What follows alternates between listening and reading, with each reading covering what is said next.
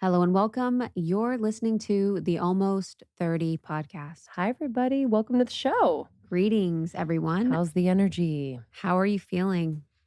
Check in. We'll wait. Yeah, the whole podcast, we encourage you to check in for the entire podcast. But it is It's a nice a reminder. nice reminder, even when we do within our membership, when we are with the community, it's so nice to be like, when at the end of the day, especially, we're doing them on Zoom now. We'll be meeting in person, which is really beautiful. But that reminder of like, oh, you have a body here. Because we're Mm-hmm. so in our head, Yeah. we're so looking at the screen, we're so in the mind that when we're reminded for that moment, like, how are you doing? Yes. How's your body? What's going on? Just kind of getting out of that unconscious mind mode is so powerful. Yes. And it's something that you can do whether on your own or even with people.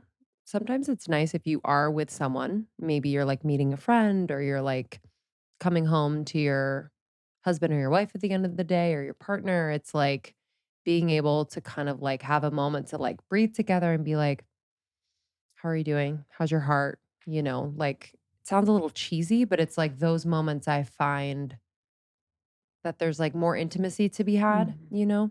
when you can really feel someone and where they're at. Mhm, and pull them out of the work mode. Like, Yes. there's really it's funny is like that old adage around when the man comes home to the woman, you have to, like, let Mhm. him be. But there is kind of a truth to that when you're transitioning out of your doer Yes. mentality into more of the personal, you have to have that, like, moment. Like, "Wow, I'm gonna be moving from my head to my body and my heart." The goal is to be in the heart at all times, which we can do, at some point in our ascension process, but to have the encouragement of that is nice. Yeah, it's fun to break the energy with like play. Yes. Sean could be he's a Cap rising, he's very, like, work focused, but, like, it's nice to kinda break him out of that spell at the end of the day where I'm Yes. like, "Hey, man," and it's just so fun, and he's like, "Oh, yeah, I forgot." You know Yes. what I mean? Yes.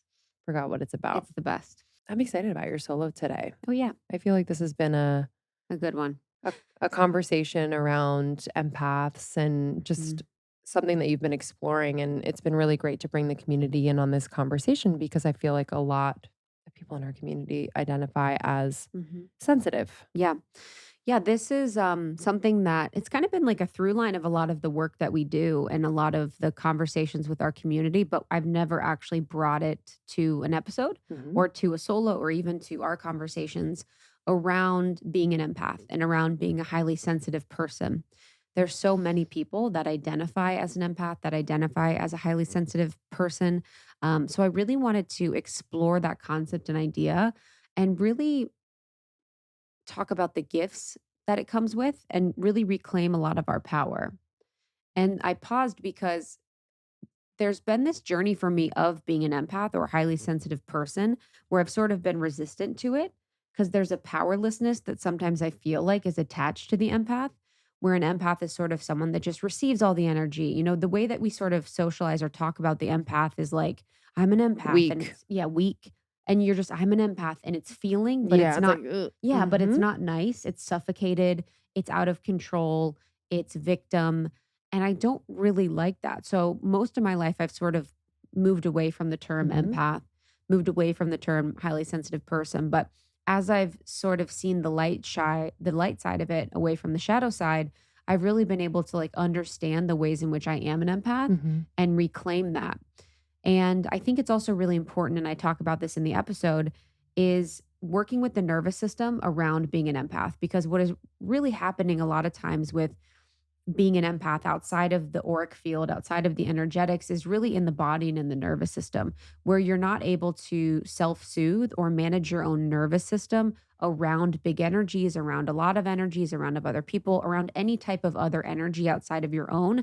So when we're able to have nervous system regulation by ourselves, that's when we really, really can take our power back. Yeah. Oh, absolutely. Yeah, the I don't know if I was aware of my nervous system until a couple years ago. Same. What do you mean? Oh my God, I'm like, "Why 100%. am I shaking and nauseous Yeah. in, like, an uncomfortable situation?" Or, like, just, Yes. like, the whole physical reaction You're to very body. emotion very body. It's like, Mhm.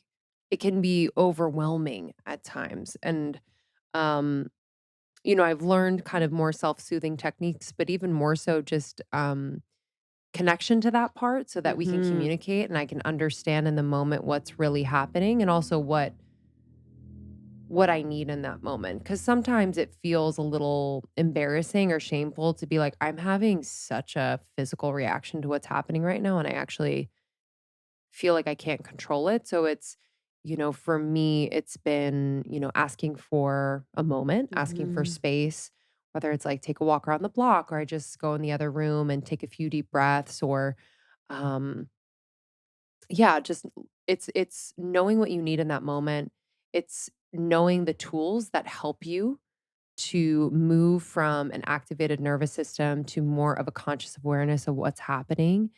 And then it's being able to communicate from that place too. It's being able to communicate with language that is empowering, that is taking ownership of what's happening within your body, but then also inviting, whether it is with another person, sometimes it can be an environment, but if it's with another person, it's inviting that conversation with the goal of understanding one another a little bit better and understanding the energetics of what's happening. Because so often it's unconscious. So often these like loops and like scenes that we find ourselves in are patterns and unconscious patterns. And so, yeah, it's been really about speaking to it for me where I'm like, oh, this is a moment where I'm feeling really activated. I'm actually like my heart's racing a little bit, as we're talking about this. And I think it's because I'm afraid that, I'm filling in the Mhm. blank. Yeah, and there's such a beauty and power to the empath, and I really had to have my own journey with understanding and recognizing my own beauty and power as an empath because, when I talked about before the disempowered part of the empath, I think that was where I was in the unconscious empath, which I've talked about on the podcast before, being someone who's an unconsciously taking on other energies, codependent, enmeshed, all these things. But I also was like very much subconsciously processing people's emotions for them or Mhm. very much in response and feeling people's emotions, but I was doing it unconsciously. So that made me dislike it. Mhm. Being a feeler made me dislike it because a lot of times I was feeling too much or I was feeling other people's feelings or I was felt like, I don't know, I didn't like that the situations I was in and the people that I was around were really not bringing me to a place of feeling really good things or experiencing really good things. And I'll never forget when I moved to New York City, or even, there were times in college when I was becoming more conscious, but I had a friend, Adam, who was incredibly positive. You've met him. He's so Mhm. kind. And I remember I would leave hanging out with him and I'm like, I feel high. Like I Mhm. feel incredibly, my energy feels so different. And I was like, wow, this is really beautiful that we had this energy exchange and I feel completely different. Like my energy feels completely different. So there's this beautiful light side Mhm. of being around people that are positive and uplifting and have an energy signature that you want. And obviously, we don't want to siphon people's energy. We don't want to be like drinking people's energy, but we are affecting each other at all times. Yep. So even if you think you're deeply empathetic or not, we all are empaths in a certain way. We are all feeling energy. We are all energetic beings. We are all absorbing energy and impacted by energy. We can feel it all the time. Oftentimes people say, that's a good vibe, or they've got good vibes, or you go into a place, you feel good. You might feel uplifted, you might feel sad. There's a lot of different feelings we can experience in places. And this really is us feeling into the energetics of things. And I think one of the powers of the empath will be a lot of the power that's going to change the world. Our ability to be in our heart, our ability to regulate our own feelings and emotions, but our ability to really feel from the heart center for Mhm. a lot of the collective is a lot of the power that we have. And there's a lot of very unique, specific gifts that I think come with being an empath. And I oftentimes think that most empaths are usually the star seeds or the wanderers.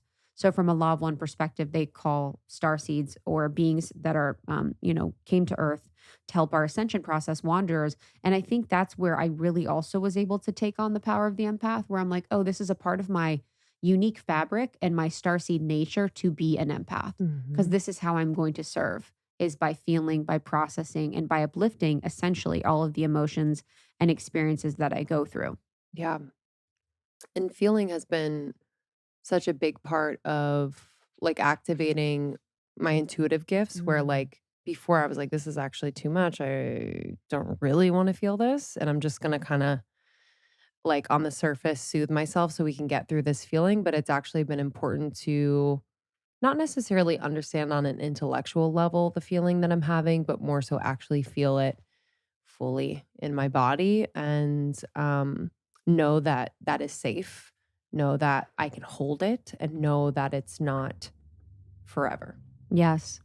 Yeah, and I also wanna empower people to be, um, mindful of themselves and their environment more often, Mhm. even if they're an empath or not. You know, if you're in a busy city all the time, if you're in a cubicle at work and no one likes their job, if you're at a toxic, if you're in school and it feels toxic, if you're in a toxic relationship, if you're around people with addiction, if you're around someone that secretly hates you, if you're around, all of these different things, if Mhm. you're in a home that, has had, maybe the land was stolen from the native people. There's a lot of Mhm. different energetics in our world Yeah. that can really impact you, at home, on the road, when you travel, with who you're around. So, how can you really be more mindful of that and pull apart what's yours and what's not? Yes. I Yeah, it's think very important. is huge too. So it's like the unblending. And I think that's something that I work on too, is unblending myself from anything else. Mhm. And that helps us to get to know the real you, the real Yes. me, the real true essence of you is only really discovered and known once you are able to unblend from everything else. I had a thought the other day where I was like, "Is everyone an empath, but some people Yes. just shut it off?" Hmm. I I, think we were talking about someone, and I think they, like, were like, "Yeah, I don't really feel that." hmm And it's like, I don't like, I think that everyone has the ability to or has an empath, like, is an empath, but they've either done a really good job of just kind of shutting that off. I don't I know. know. I'm kind of, like, noodling on that because we say, like, if you identify as an empath, but I'm like, doesn't everyone have a little I don't hmm know.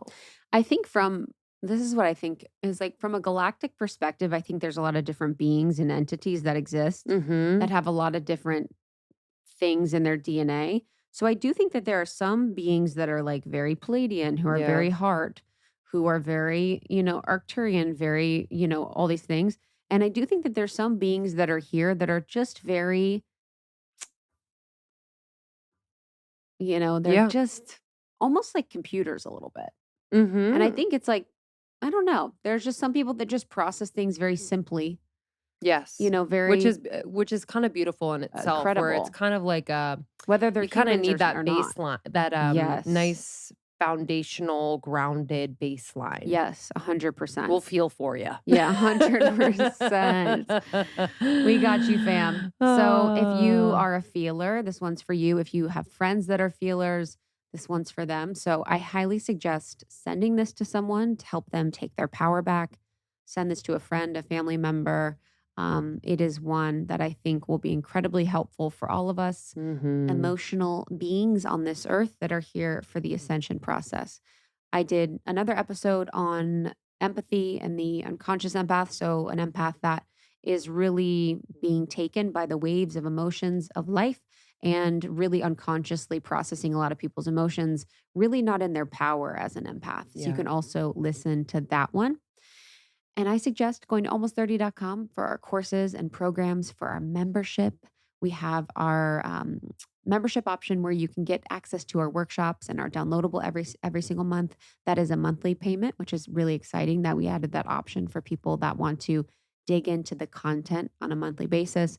And we have Morning Microdose. So Morning Microdose is our podcast that has daily inspiration, insights, and basically the best of the best from the show in under 10 minutes. Yeah, we really wanted to support you in starting your day in a way that was conscious and present and really primed you for, yeah, all the possibilities ahead. Because if you're anything like me, sometimes I get wrapped in a dirty scroll on Mhm. Instagram or like I don't watch the news, but just any Yeah. stimulation that's a little ooh, Yeah.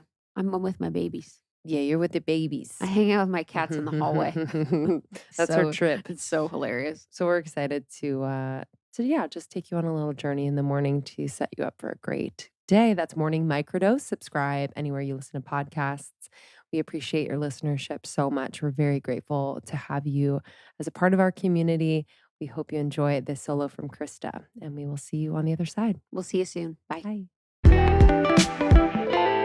We're about to start the fall season, and no better way to start a season than by committing to something that's really good for your mental, emotional, physical health. And therapy has been incredibly supportive for my mental and emotional health. Honestly, I think it affects my physical too. I'll say it. I've been in therapy for about 4 years now, and it's been the best investment I've ever made in myself, period, the end. I tell everyone, I'm like, if you feel like you don't need a therapist, we all deserve a therapist. You know what I mean? Just to have someone to talk to, and to really have that support on a weekly or bi-weekly basis, even once a month. And I recommend BetterHelp. So this is a way you can do virtual online therapy, and they match you with a licensed therapist. Okay. And you can always change if you're like, hey, this one's not for me. They make it super, super easy to change. I just love how they do it online. And for a lot of us, it's easier to do it online. It's more convenient. It fits into our schedule. I don't want the excuse of, oh, I can't go to the office. We can do this online, and it's more affordable than traditional online therapy. Okay. So you can visit betterhelp.com/almost30 today to get 10% off your first month. That's betterhelp.com/almost30. You're going to get 10% off your first month. A key part of my routine is freaking clear stem. And I wasn't, it came out of nowhere. We had the best conversation on our podcast interview with Kaylee and Danielle. They were so knowledgeable. It was unbelievable. And ever since they came on, I've added clear stem to my routine, and my skin is looking juicier and plumper than ever. Yeah, I was actually so impressed that they've created products that are both anti-aging and anti-acne, because in my Yes. experience, when I was trying to treat my acne, my skin would like burn off because it was trying to treat the acne. So it would be Yes. dry. It would just not look very healthy as it was treating the acne. And so I really, truly feel like these products are plumping the skin, making sure that it's getting rid of dead skin cells. It's just super holistic, and I am obsessed with it. I love the Bounce Back Serum. I Yes. put it on twice a day, and it is kind of like it replaces, I'm going to go so far as say it replaces Botox. Like it has that like bounce, it adds Yes. bounce to the skin. It's super tight and just looks so, so good. And then their moisture I glow. like the scrub. Oh my God, the scrub. Yep. The scrub is so key for getting off those dead skin cells that your skin looks super bright. I use it on my body, and it Mm-hmm. just helps my body skin feel amazing. And I love that Clear Stem has no hormone disruptors, no toxins, is cruelty free, gluten free, and vegan, which is obviously really important to us in the brand. So it is like a very clean, amazing brand. Yeah, you can go to clearstemskincare.com. Use the code almost30 for 15% off your purchase. Again, that's clearstem skincare.com. Use the code almost30 for 15% off your purchase. Hello and welcome to a solo episode with me, Krista, and we're going to be talking about empathy, being an empath, but not in the way that you think. I did a previous episode all on the traits of being an empath, what it's like to be an empath, how you know you're an empath, common trends of the empath, and how important it is that empaths reclaim our power so that we can just bless the world with all of our gifts. But this one, I want to talk about something else that's a little different that I've definitely experienced in my life, and that is unconscious empathy. So, being an unconscious empath. And I've noticed in time in my life that there's such a skill of having empathy, of being able to hold space and being there for someone. But then there is that fine line between that skilled empathy and that really unconscious empathy. And I think to be honest. For a lot of my life, my worth was in unconscious empathy. I would completely energy match with everyone. I was like the ultimate Pisces empath. And I thought it was my worth and I thought it was my job to meet people exactly where they are and be in their energy. And really, the way that I felt like I served best was through unconscious empathy. And so this can talk about codependency, this talks about enmeshment, and I really want to just kind of pull it apart. And the reason why I think this conversation is so important because I know there's so many amazing feelers in our community. I know there are so many amazing empaths that exist in my life and the empath is so important. The gifts that the empath have are so, so important. And it's so needed in this world today. And we feelers can get really, really lost among other people's emotions, other people's feelings, among the media, among our trauma, our wounding. And it can be really confusing and we can really, really lose our power. And that oftentimes is what it is in life that our greatest power and opportunity is often the greatest shadow for us as well. So we can lose that beautiful power we have to feel in the ways that we're going to enmesh or become codependent or really give away our power because we're energy matching or what have you. So, in this, I really want to talk about the difference between caring and codependency and really the importance of healing these patterns of codependency or enmeshments because it's such a gift in our life to really be able to pull apart our unique energetic expression and essence from everyone else's and to be able to experience the beauty of our own energy. And I think for me, for so long, I would experience my energy and my essence in moments, but oftentimes I would feel like, who am I? My energy is everywhere. I don't know who I am, how I feel, what's going on. And I would especially notice this when I would be in conversations with people, more so in intimate settings. And we'd be talking, and I'd be doing my thing, which is ask everyone questions about their life because I'm deeply interested in people. I'm deeply interested in people, and I love to listen. I love to learn. I just find people, and especially people in my life, so fascinating. But when it would come to me and they'd be like, "So, how are you?" And I'd be like, "Who's me?" I honest to God would look around and feel like I got caught doing something. I'm like, "Who are they talking to? Who's me?" And I would have to remember like, "Babe, you are here. Like your body is here. I don't know where you are, but there's a body that's here that they're talking to." And I would have to realize, "Wow, I am really." Sometimes I'm channeling, to be honest. So sometimes I'm kind of lost in that moment and I'm getting better about understanding that. But I would just be so much in the experience of someone else and so much in support of their expression and their emotion and so much being there for being there for them and attuning to them that I would lose myself and I would lose who I was and I would lose my own opinion, my own expression, my own energy. And I want to be able to keep that. I want you all to be able to keep that. So I would suggest before we get into this to listen to the previous episode I did on empathy and on understanding the gifts, the traits, some unique characteristics of it. You can really find out in ways if you are an empath by listening to that episode. And I really want to just open it up, which I think I've mentioned. This is a conversation that's deeply personal to me, deeply personal. I am someone that actually most of my life I didn't identify with the phrase or term empath.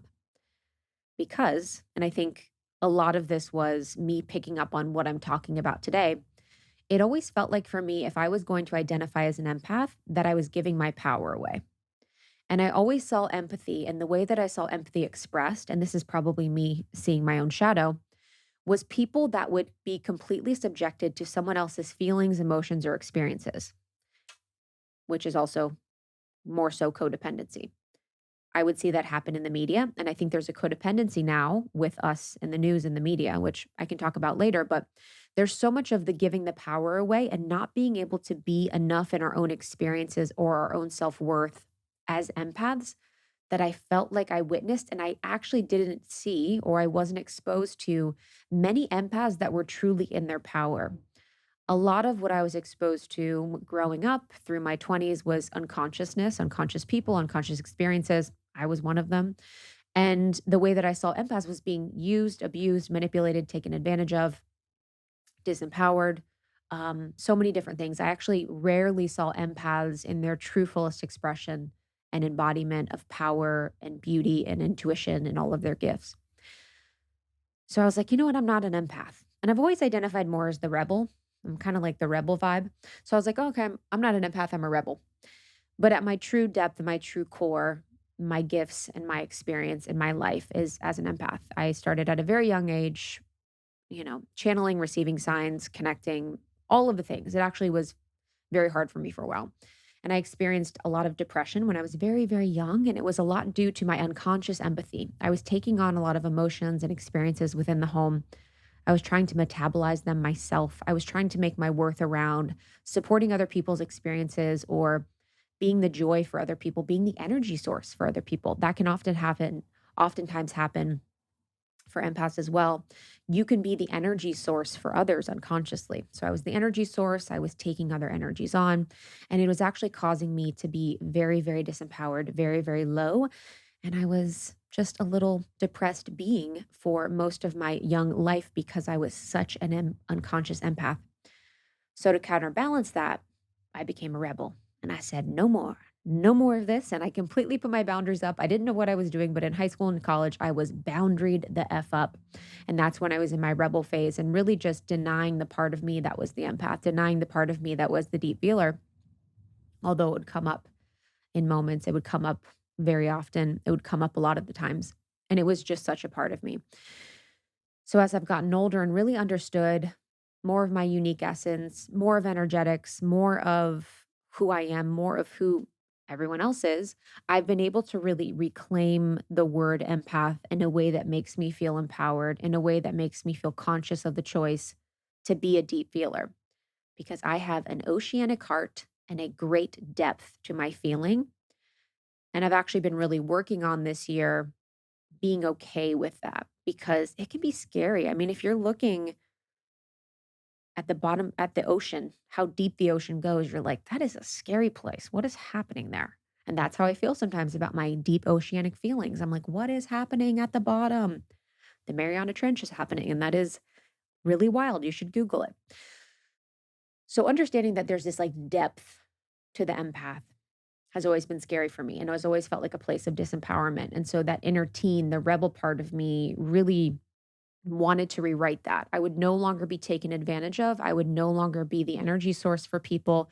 I would no longer be someone that was processing other people's emotions and experiences and energy matching because then who am I? So I became very boundaried. And then my work has been reclaiming that. And my work now has been more so understanding how codependency plays in that and how enmeshment plays in that. I haven't experienced so much enmeshment within my family structure, but I definitely have experienced a lot of codependency in my life and the lives of people that I love. And so I've really had to understand like, how can I understand how codependency plays a role in my life so that I can use the power of myself as the empath in a way that serves me, in a way that's going to benefit my life and the lives of people around me. So, a few questions I was noodling on when I was writing about this, but my journey with empathy and codependency was thinking about questions like when I'm in my low self worth, does it feel like loyalty? So, oftentimes, I would be staying in dysfunctional relationships. This was mostly me when I was younger. And I would stay in them because of loyalty, whether it was friendships or relationships or even within my family. This was actually a deeper level imprinting of my childhood of low self-worth. So how often, we've heard about those situations in circumstances where people are staying in relationships where the partner's cheating a lot and the partner's like, you need to stay loyal. They're loyal to me, loyalty. But it's really like not knowing your worth enough to know you can leave or you deserve better. So oftentimes we can be an empath in a codependent relationship where we can mistake, oh, I need to be loyal. They want me to be loyal, but it's really a low self worth situation. So loyalty to me is probably like very low on my qualities list. Anyone who knows me knows I'm incredibly loyal, but it's actually something that I need to work on and temper because when could my loyalty be putting someone else's needs above my own? When could my loyalty be something out of fear or lack? that I'm losing something, that something bad's going to happen. So oftentimes I have to check in with that loyalty for myself on a personal level. There's also the question I've had to ask myself about, when am I energy matching for safety? So, when am I energy matching for safety? So, the experience of energy matching is when you're in a situation with a person, um, and they have their own energetic frequency or their signature, and you as an empath will come in and completely match whatever their energy frequency is. So, if they're hype, you're hype. If they're mad, you're mad. If they're sad, you're sad. And this was my whole high school and college. Like, I was that friend.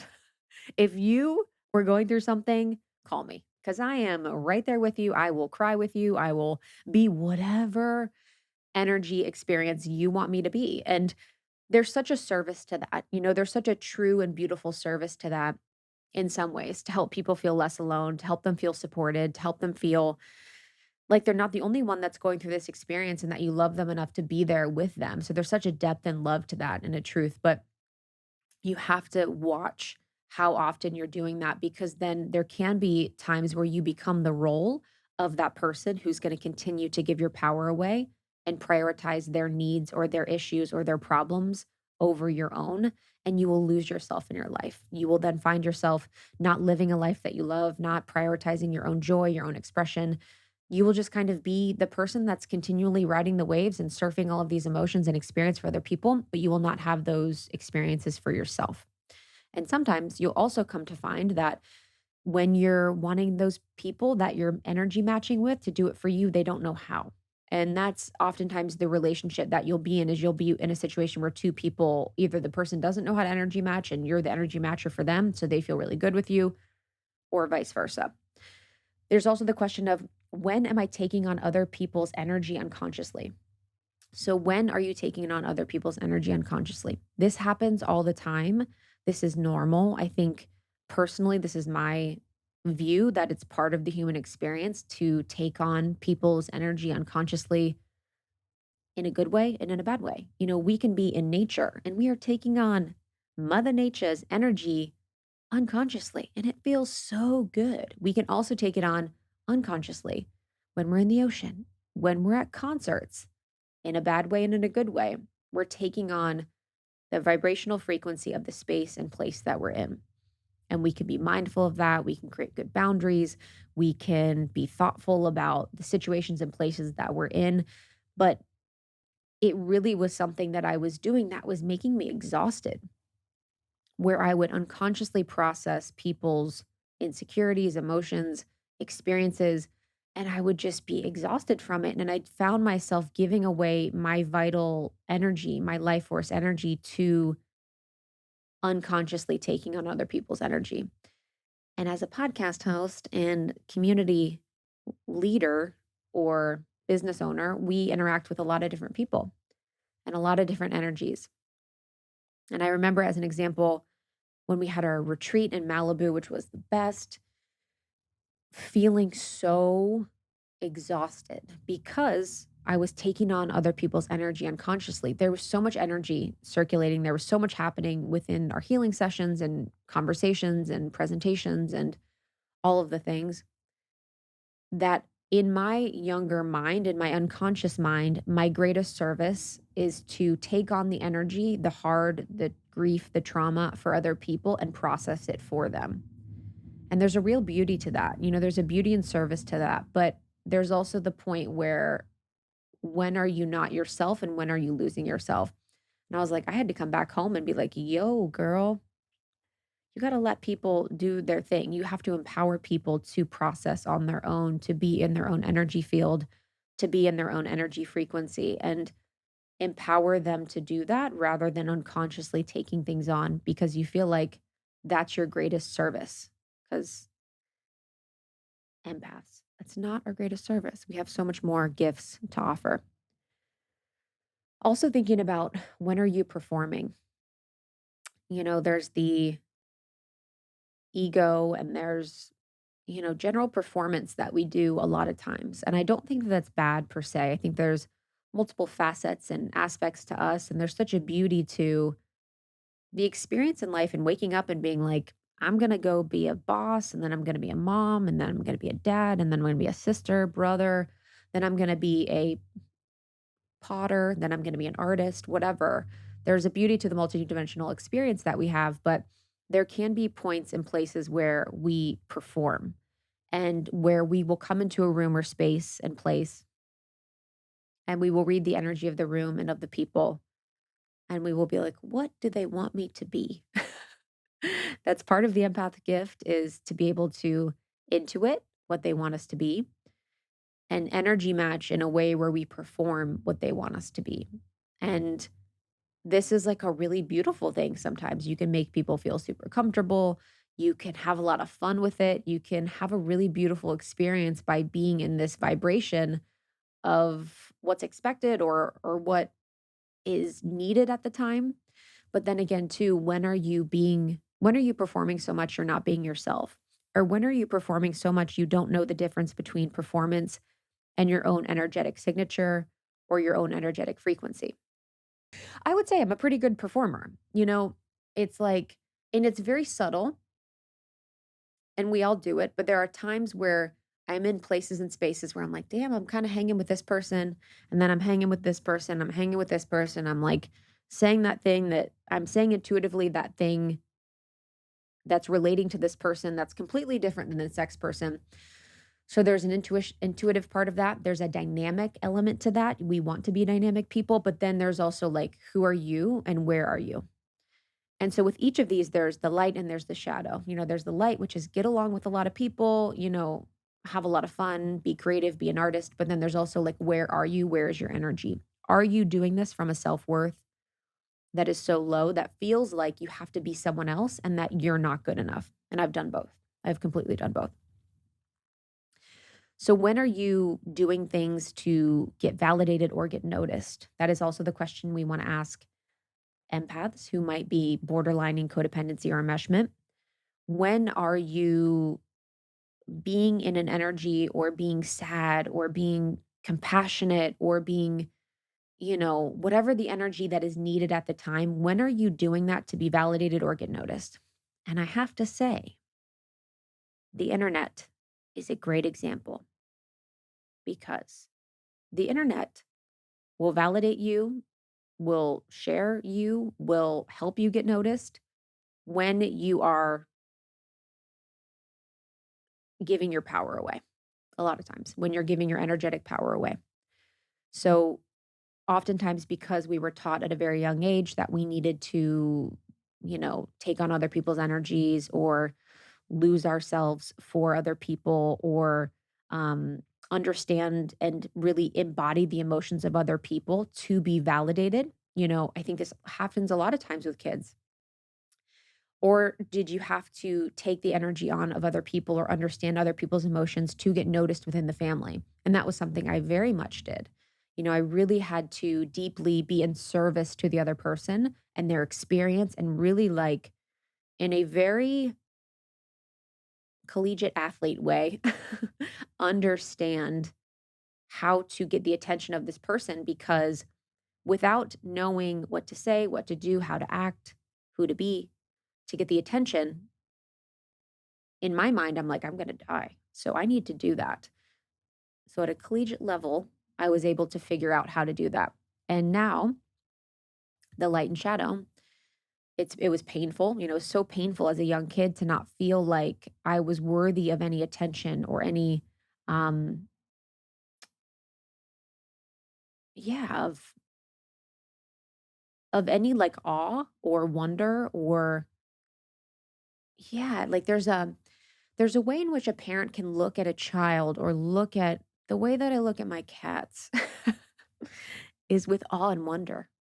And as a child, you want that feeling from your parents where you're like, wow, I am a work of art. I am a unique, special being on this earth. And I'm here in my own unique expression to experience life and not just be in service to my parents and their emotions and their whatever they're going through. So the light and shadow. So that's the shadow, the pain of it. But the light of it is that it's now my gift, in interviews and in conversations and retreats or speaking, I have a gift of being able to intuit, what people are going to say, what they're going to ask. I also have a gift of reading people's energies and understanding where they're at and understanding very precisely um, what is the next best question or conversation, or where can we go with this? And being able to read people in that way is like such a powerful, powerful thing. But it's like, I need to make sure I don't lose myself. Every single day, whether I take it with cold water or I put it in my smoothie, I have athletic greens. This is a staple in my routine. It is a staple in what I am putting in my body, and for good reason. I'm sure you've heard about it, but AG1 by Athletic Greens is the category leading superfood product. This brings a comprehensive, super convenient daily nutrition to everybody. So this is one single scoop. Let me tell you what's in one single scoop. It's going to absolutely blow your mind. It has 75 vitamins, minerals, and whole food sourced ingredients, including a multivitamin, multi-mineral, probiotic, green superfood blend, and more in that one scoop, that one serving per day. All of their ingredients are of the best quality. They are obsessed with making sure it's high quality, bioavailable. I've trusted them for years. They've been a partner of the show for years, and for good reason. We've heard from so many of you out there who have started using Athletic Greens in your routine, and it just changes everything. Your digestion, your skin, your energy. And this is in one scoop. I'm going to say it many times because sometimes we get overwhelmed with taking all the supplements, keeping it all straight. If you're someone who would want to get a comprehensive support within one scoop, vitamins, minerals, whole food supplements, this is for you. It's also great just to fill in nutritional gaps. I've recommended it to many people in my life who, I feel like are wanting to, really support themselves, support a healthy lifestyle to nourish their bodies, but don't know where to start. This is a great way to start. Plus, it sets the tone for everything else you do, really sets the tone for other healthy habits. So go to athleticgreens.com/almost30. Again, athleticgreens.com/almost30 to take control of your health. And with your purchase, you are going to get a free 1-year supply of vitamin D and 5 free travel packs. Those travel packs I take with me everywhere. So with your purchase, you're going to get free 1-year supply of vitamin D and 5 free travel packs. Go to athleticgreens.com/almost30. I had a really cool experience the other day. I was home alone. I had just received my shipment of Shrimu Not cheese, and I decided to create a beautiful, beautiful, beautiful cheese board with different crackers and fruits. And I just had it as like my little midday snack while I was doing work. And I put it on like a gorgeous wooden cheese board. It was actually it was kind of spiritual, to be honest. I am so excited to introduce you to Shrimu. It is a plant-based artisanal not cheese collection. It is pure. When I say pure, the intention is pure. The ingredients are pure. And it is delicious on a whole other level. I didn't know not cheese, this is non-dairy, could be this delicious. And their mission is to create the best cheese in the world via an artisanal black label not cheese food offering that is just, it is rich, it is lavish, it nourishes you. And if you're a cheese lover, you're going to absolutely love this. The founder is Srimati. You might know her as Julie Pyatt. She has been on the podcast, an incredible force of love and intentionality and consciousness, and a wonderful teacher. And she is devoted to this offering. And you really feel the sacred intention when you eat this cheese. I swear to you, if it sounds crazy, just get some and you'll feel it. Shrimu is a global mission of awakening. It is a frequency of a mother's love, full of unconditional love, acceptance, and celebration for all the unique life forms that make up a human family. Shrimu is universal. It is paleo, plant-rich, gluten-free, dairy-free, raw. And I know that everyone in your family is going to find a Shrimu flavor for them. So I wanted to tell you about my favorites. So I really, really love the Gold Alchemy. So, oh my goodness. This like brings back memories flavors of childhood, ham and cheese sandwiches, you know what I mean? It is inspired by a smoked Gouda. And it's, ooh, the smoky flavor is so beautiful. It has turmeric and black pepper. Y'all, you're gonna love this. The base is organic cashews. It has organic coconut oil. It has Irish moss, organic turmeric. Yo, one of my favorites, absolutely. I also really, really love the birdie. So this is inspired by a camembert infused with truffle. Yeah, I'm a truffle gal. This one was so delicious. I put it on some seed crackers. Oh, mwah, chef's kiss. So head to shrimu.com. I'm going to spell it out for you. SRIMU.com. Use the code almost30 for 20% off all single orders and 20% off the first 4 orders when they sign up for a subscription. Okay, that's you. If you sign up for a subscription, you'll get 20% off your first 4 orders. I say that's worth it, baby. They freeze beautifully. If you're going out of town or have extra Shrimu, you can freeze the wheels and then thaw them later, which is what I did. When you subscribe, you could choose different frequencies on your subscription. You can pause your subscription. It's really, really flexible. So again, shrimu.com, SRIMU.com. Use the code almost30 for 20% off all single orders and 20% off the first 4 orders when you sign up for a subscription. Have at it. Enjoy. And for the empaths, when do you feel your nervous system is dysregulated when you're prioritizing your own needs? So, when do you feel like your nervous system is dysregulated when you're prioritizing your own needs? So, this would be situations where you know you need to speak your truth, say how you feel, ask for what you want, etc. And you feel incredibly dysregulated and off and scared and like it's impossible to do so. And this is something that can be very, very telling for someone that is an empath that is more so bordering on the line of codependency, where it does not feel natural or right or okay or safe for you to express your own needs. It is unsafe. It is not okay. You don't even know what those needs are. I have someone in my life recently that is in a situation in a relationship where they're sort of discovering their codependent behaviors. And in an instance where they are in a relationship and this person had disrespected them in a big way, they cannot speak their mind or truth. They simply wait for the person that disrespected them or mistreated them to come to them and tell them how they feel first. And then this person's feelings are then their response is dictated by that initial abuser's thoughts. So the abuser shares the thoughts, and then that person will then know how they feel because the abuser has told them how they feel. So they only know how they feel in response to the other person.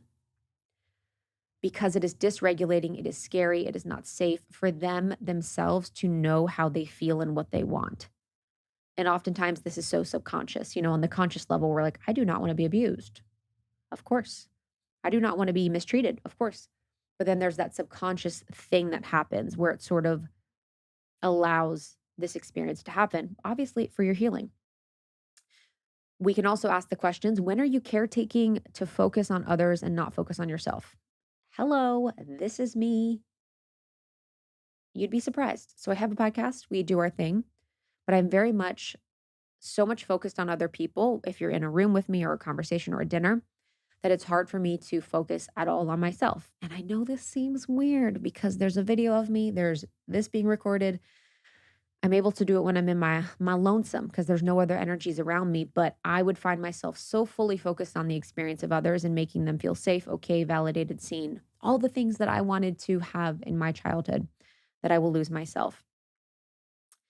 And lastly, so when are you taking on other people's issues and problems to create your own identity versus being sovereign and choosing when to use your gifts?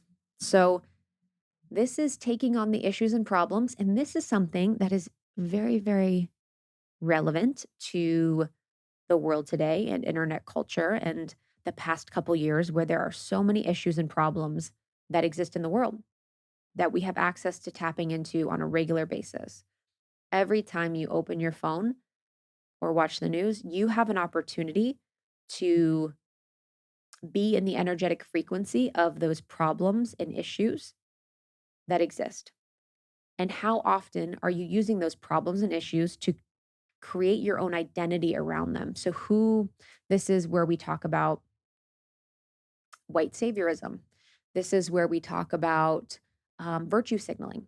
This is where we talk about those words and phrases in our space where it's basically people just kind of like creating their own identity as the saver, as the helper, as the all of these things on trauma, on grief, on sadness, on the issues and problems that exist in the world, that oftentimes the solution does not involve being in the same energy as the problem. And we all know that. We all know that from a high level.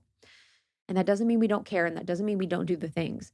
But the identity is then created because they are getting validated as the person that is the white savior, the person that's going to help everything. And then that ego's like, hell yeah, I'm getting validated for this energy matching I'm doing for this, you know, issue and problem that exists somewhere I don't even know where is in the world. I'm going to continue doing that. And then the pattern is really created. And this happens versus being in sovereignty and really choosing when to use your empathy, when to use your compassion, when to skillfully engage in a situation or conversation that would take a lot of your emotional energy and support. And that is really challenging. I mean, there are so many situations that I could just dive right into and just completely lose myself. And it's actually really healthy sometimes to do that. But I know that my deepest service and my deepest work is not to be at protests. As an empath, the sounds, the noises, the people, I can't do it. My service is in what I do and what I work and empowering people to be the most themselves that they can be so that they can choose the best path for them and the best path of service. But oftentimes, empaths, unconscious empaths, will take on other people's energy and problems and issues to really create their own identity versus being their own unique expression and being because they felt like as a young kid that they had to do that to be safe, to be okay, to be worthy, to be validated. And honey, I've been there. I've been there. I've been doing that. Not anymore. So when does empathy get tied to codependency and enmeshment? So, enmeshment was actually a word that I really started to understand and discover a few years ago, where I would sort of see situations within people that I knew, and I'd be like, this is different than codependency, but it feels very unique. There's a very unique flavor to it. Enmeshment really is the relationship between two or more people in which personal boundaries are permeable or unclear. So, this often happens when two people can feel each other's emotions, or there's the expectation that if I'm upset or sad or mad, that you have to be too. And that's what I was often doing when I talked about earlier when I was younger, where it was like, if you're upset, mad, sad, I am too, because I am only safe if we're feeling each other's feelings. So, some of what being an empath is actually enmeshment when it is that feeling of really not having good boundaries, being really unclear about where my energy ends, where yours begins, and really having the experience of feeling each other's emotions in a really unhealthy way where you kind of lose yourself. Codependents and people that are codependent, when, in a sense, we might all have a little bit of codependency nowadays, which is totally fine, have low self esteem and really look for anything outside of themselves to feel better. So it's hard for a codependent person to be themselves. And I think it's hard for all of us to be themselves. It's hard for me to always be myself. It's hard for you. I think that's completely normal. And I love that version of myself. I love the Krista that doesn't feel like she can always be herself. But codependents really, really learn that in order to receive love, they have to be really, really hyper vigilant of the emotional states of others around us. So, this is why codependency was really a term that was used within addiction circles, where if someone is an addict, they are up, down, and they are all around. So, to become safe as a child, you really need to know what sort of emotional state your parents are in or your caretaker is in during that time to be safe. So then you become in this brain pattern where that is safe to you, that is normal to you to be in a state where you're constantly trying to figure out what the person is or the person that you're with, what emotional state they're in at all times. So if you had, say a really critical perfectionist mother, who is she? I don't know her. Not me giving personal examples again. So, in order to receive her love, you maybe had to appear that everything was good, that everything was perfect, and or that you were successful, that you were thin enough, that you were smart enough, that you were blah, blah, blah. Subconsciously, you're then telling yourself the message like, I'm not worthy to receive love unless I'm thin, unless I'm perfect, unless I get good grades, unless I'm successful, unless I'm dating this person, unless I'm this religion or faith. There's so many different ways in which we can kind of program that into ourselves where we make worthiness around the I'm not worthy to receive love unless. Mine was I mean, so many things, but one of the ones that I've talked to you all about quite a bit was I am not worthy to receive love unless I am the perfect weight or have the perfect body or I'm thin. And that was ingrained in me from a very young age and, has developed in my life as it has. But really, the focus was placed outside of myself and the placed on, my mom to get her approval or my dad to get their approval because as children, love means survival. So at that young age, I was like, oh my God, you're right. In order to survive, I have to be thin. I have to be perfect. I have to be all those things. And when love and external approval really no longer means survival for many of us, it can still feel that way. And our brains and bodies, like we're chemically built to still feel that way. And this is where attachment styles come in. This is where attachment theory comes in, which is a really beautiful, really beautiful work. And I would really highly recommend people look into attachment styles. It's something that's profoundly transformed my life and my relationships in the past couple years.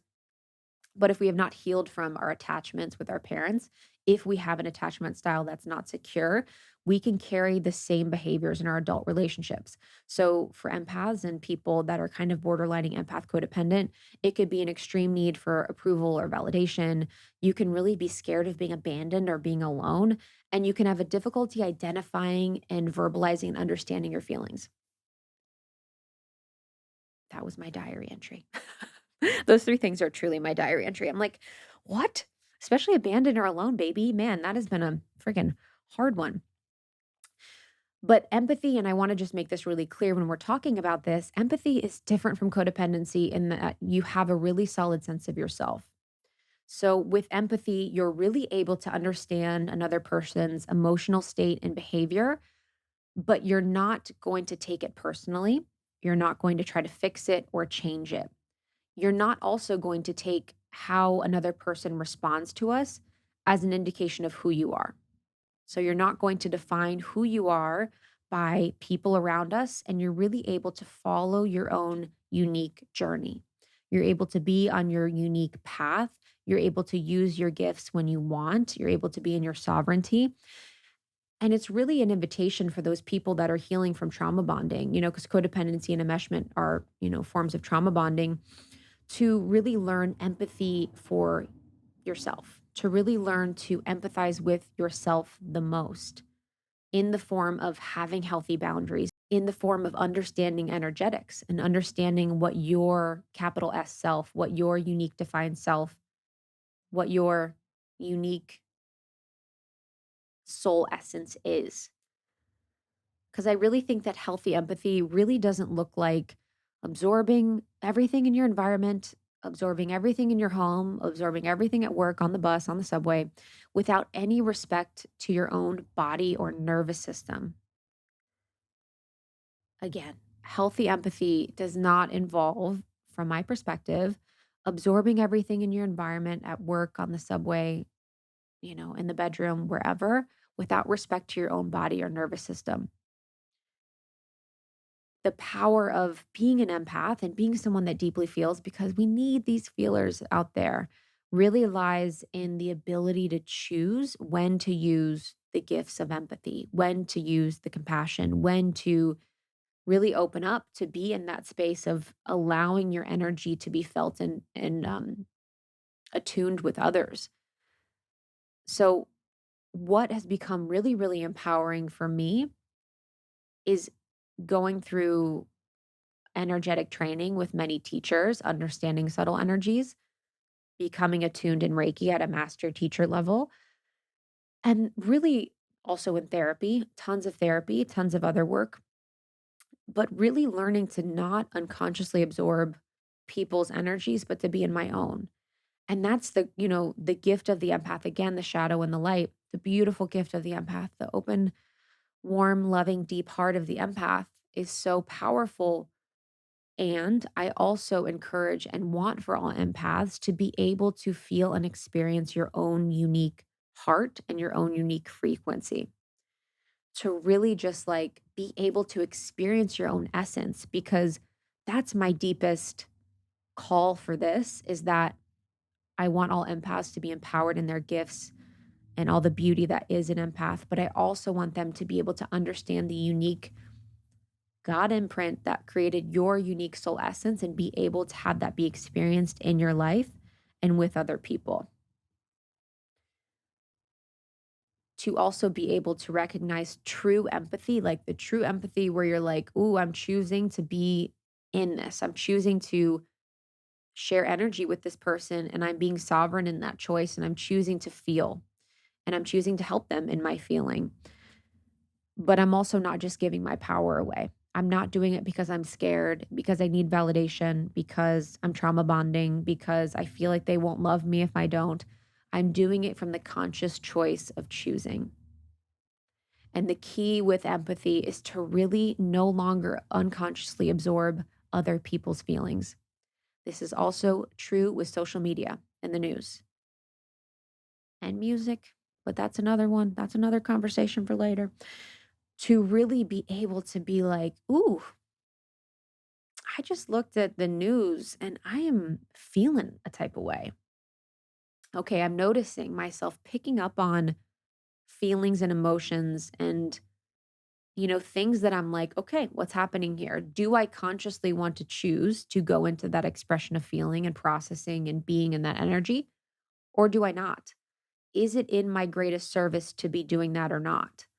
And this is not a thing where I personally feel like that's a point of privilege. I do not personally feel like that's a point of privilege. I feel like we are all in our unique ability to express, to feel, to be. And I want for everyone to not feel like that to be safe, they have to unconsciously absorb the feelings of the collective or the masses or their boss or their parents. I want everyone to be able to feel energetically sovereign, because when we're in the sovereignty and then we feel and then we choose to feel, such beautiful things happen. And I think that's really where we all will be able to be in our unique expression and essence and help the world.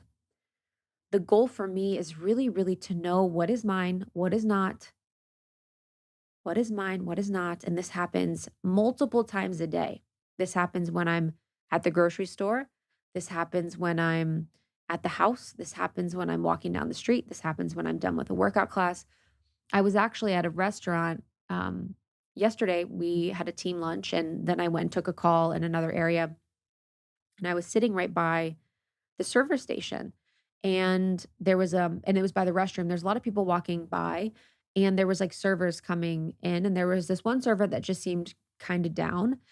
And honey, I was serving for so long. I served for about 8 years, so I get it. If you have a day when you're serving, and I sat there and I was like, and I was working. I'm like, ooh, I feel depressed. I was like, ooh, I'm feeling depressed right now. I'm feeling like, what's the point? And I was like, huh, I know that feeling is true for me a lot of times. But I was like, huh, if this is mine, clear this energy. Like, I am in my own unique expression. I am not taking on anyone else's emotions or feelings. Their emotions and feelings are their own.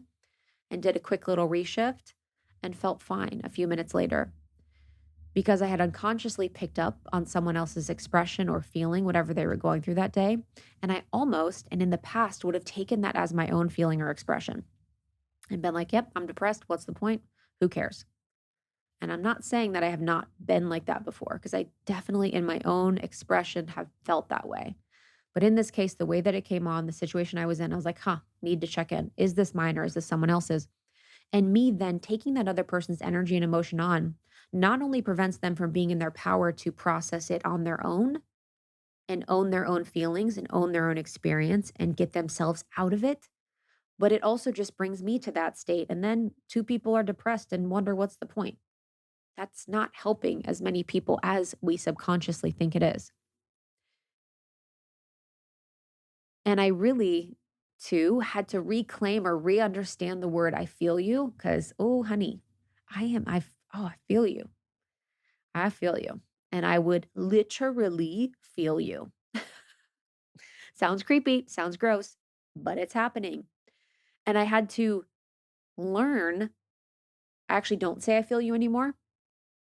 I say I hear you because I don't want to affirm that experience with my words, but I really had to be mindful like, okay, what's happening energetically when I'm with people or when I'm around people? And I also really had to learn how to feel and enjoy my own feelings. Oh my God, she has feelings. This oceanic heart, this Pisces, I have a lot of feelings. And part of my expression, I'm a gene keys, one of my gene keys is 2247. Within human design, it's my right angle cross of rulership. The first one is 2247. All that to say that my gift is my deep ability to feel for the collective, for my experience, for multitudes of lifetimes, etc. But I deserve it and you deserve it to be in this lifetime and experience and feel your own feelings. That is what we are here for. We are not here to be wishy-washied around by the world and by all these people that want to control your experiences and feelings and your mind and your body and all these things. We deserve to be in our own sovereign experience because then when we die and we're at our life review and we don't, it's like, I think I need to go back because I don't know what the fuck happened. I think I need to go back because I think I was just a bunch of other people and processing for a bunch of other people. I want to end my life and say, I was as much as I could in my own energy experience, and I was as much as I could in the impression and frequency that God created me to be. And I learned my boundaries and I learned how to understand subtle energies and I learned how to come back to myself and I learned how to regulate my nervous system. Coming back home to yourself is so much of that, especially as the empath. Okay. My dearest empath lovers, my recovering codependents and enmeshment friends, I'm so glad I got to share in this conversation with you something that I've been thinking about, something that I've been experiencing and going through, something that I have my own unique perspective on that I wanted to bring to conversation. I love being able to have these one on one chats with you. It means the world. I'm so grateful I have a space and place where I can share my heart and I can really share observations and things that I'm seeing and not be perfect and not be totally right and just kind of see where we're all at. Because I want for you to be able to be in your sovereignty, to be able to be in your unique expression, and to truly love your life. Thank you so much for tuning into Almost 30. You can connect with me at It's Krista. It's ITSKRISTA. And I have a bunch of other solos you can listen to by searching Krista or going to our website, almost30.com. And Lindsay and I both have our solos listed on our website. Yes. And thank you to our sponsors for this episode. As always, just bringing you brands and products that we have vetted and use ourselves and are excited to share with you. You can find all discount information in our show notes as well as on almost30.com/partners. And we will see you every single week for new episodes on Almost 30. Be sure to subscribe. Thanks so much. Thanks so much. We love you. Bye. Bye.